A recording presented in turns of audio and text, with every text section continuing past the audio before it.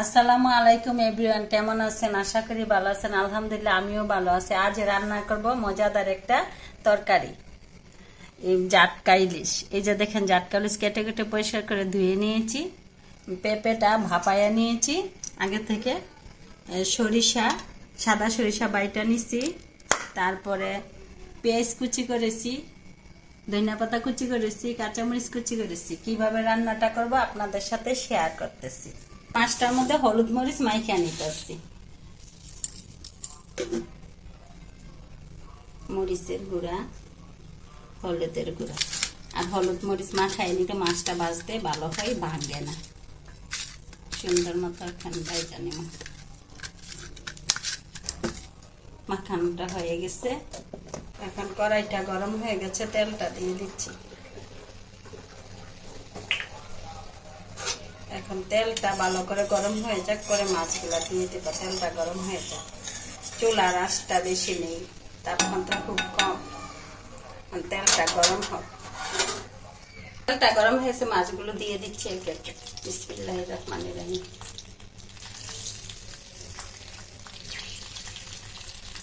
মাছটা ভালো করে ভাজা হয়ে যায়।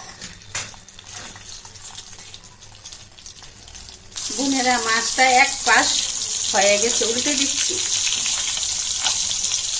আর এই মাছটা ইলিশ মাছের মতো নিচে আনতেছে, যাতে তো ইলিশ সাইজের ছোট, কিন্তু পেঁপে দিয়ে এই মাছটা রান্না করলে সেই লাগে। আর সাথে সরিষা বাটা দিলে তার কিছু লাগে না। মাছটা এক পিঠ হয়েছে, উল্টে দিচ্ছি, ভালো করে ভাজাটা হয়। বোনেরা, মাছটা ভালো করে ভাজা হয়ে গেছে, এখন নামিয়ে নিচ্ছি।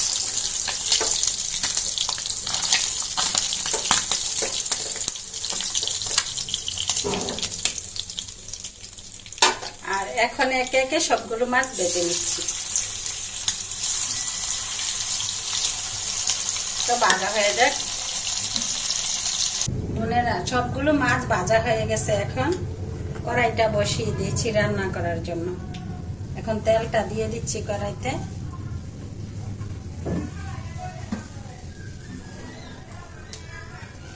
দিয়ে দিচ্ছি পেঁয়াজ কুচুগুলো। এখন পেঁয়াজটা সুন্দর মতো ভালোভাবে ভাজা হয়ে যায়।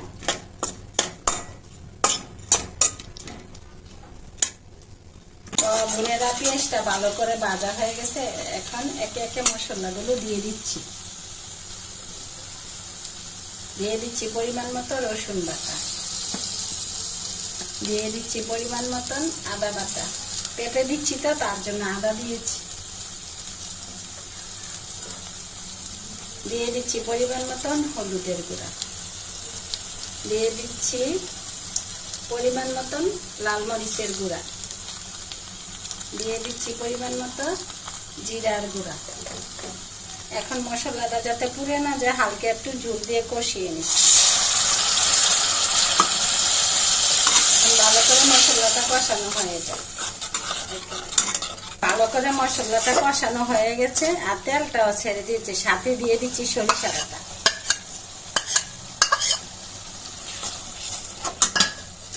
দিয়ে দিচ্ছি স্বাদ মতো লবণ। এখন বোনেরা, সম্পূর্ণটাই কষানো হয়ে গেছে। এখন দিয়ে দিচ্ছি আগে থেকে ভাপিয়ে রাখা পেঁপেগুলো।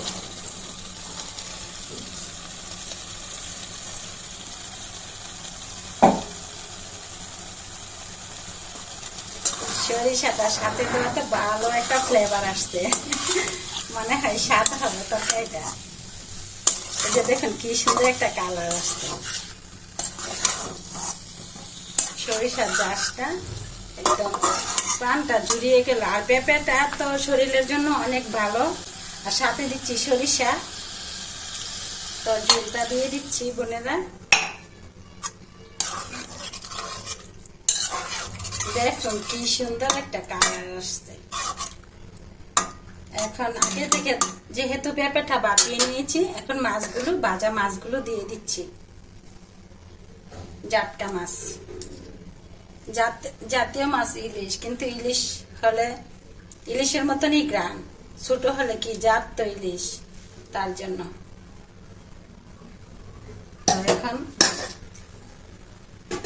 ভালো করে সিদ্ধ হওয়ার জন্য একটু ঢেকে দিচ্ছি। তো বোনেরা দেখি তরকারিটা কিরকম হয়েছে।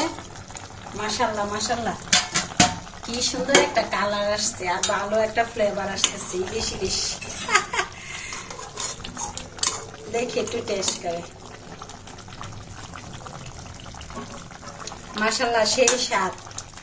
এমনি জাটকা সবসময় বুনা করে খাই, বড়া বানায় খাই, কিন্তু এরকম রান্না করলে যে এত স্বাদ হয় আজকে এই প্রথম। তো বোনেরা কাঁচামরিচ গুলো দিয়ে দিচ্ছি, এখন ধনিয়া পাতা গুলো দিয়ে দিচ্ছি। আর সরিষা ঠান্ডার জন্য অনেক উপকারী একটা জিনিস। আর পেঁপে তো জানেনই হজম শক্তির জন্য ভালো, কিন্তু মাছটা ছোট হলে কি হবে, ইলিশের গ্রানি করতেছে, সেই স্বাদ লাগতেছে। একটা দুর্দান্ত স্বাদের তরকারি হয়েছে। তো বোনেরা ভালো থাকবেন, সুস্থ থাকবেন, আমার ভিডিওগুলো বেশি বেশি দেখবেন, লাইক কমেন্ট করে আমার পাশে থাকবেন। আল্লাহ হাফেজ।